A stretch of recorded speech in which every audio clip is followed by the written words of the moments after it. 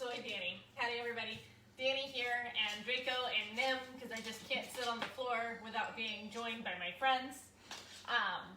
We just had a wonderful worship service on natural mysticism, and in it we talked a little bit about rainbows and the awe that they inspire.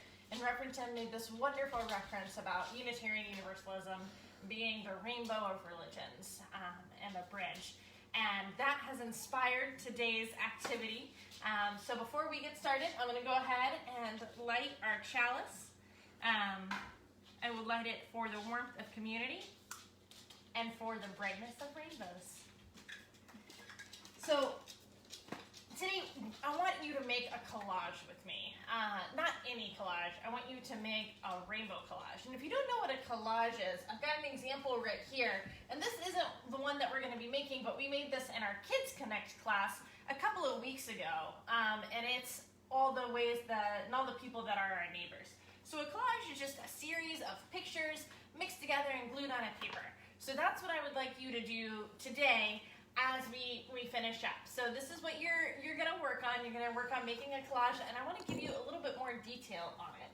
So when I say a rainbow collage, the reason I want to do it is because our principles and our promises, which are our kids' versions of our principles, are actually all assigned a color. Did you know that? That our promises aren't just 1 through 7, they're also rainbow colored? So the first one is red, and red is for respect, because we promise to respect all people, right? That's our first promise, our first principle, the inherent worth and dignity of every human being. So our second one, justice, equity, and compassion in human relationships, becomes orange, like a flame, which is we promise to offer fair and kind treatment to people for all. And then yellow is about the sun and curiosity. We promise to yearn to accept and learn about ourselves and others, acceptance and encouragement to spiritual growth in each other and our congregations. Our fourth one, that free and responsible search for truth and meeting, is green, like trees that grow, because we promise to grow by exploring what is true and right. When we get to number 5, that right of conscience and the use of the democratic process, we're talking about blue like the sky, because we believe in our ideas and we act on them. And there is so many things that the sky can hold, so the sky is the limit for how we can grow in justice. When we get to the 6th principle, which is my favorite principle, the promise of world community with peace, liberty, and justice for all, that's indigo, because of insistence.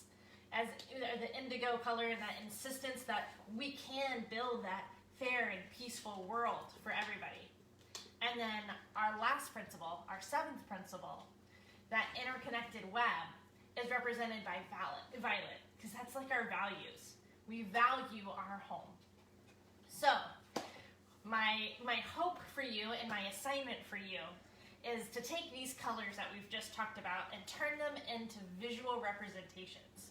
Find me something red that represents respect and everybody's individuality and inherent worth and dignity.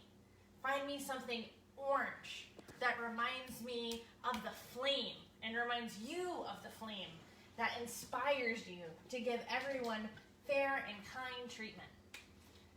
Remind yourselves of the sun's curiosity with yellow, that yearning to learn, and green, like our 4th principle, like trees that grow, because we're always growing in our faith. Find blue like the sky, because the sky's the limit when it comes to believing in our ideas and acting on them. The first thing that came to mind for me was bluebells, because bluebells are like little bells.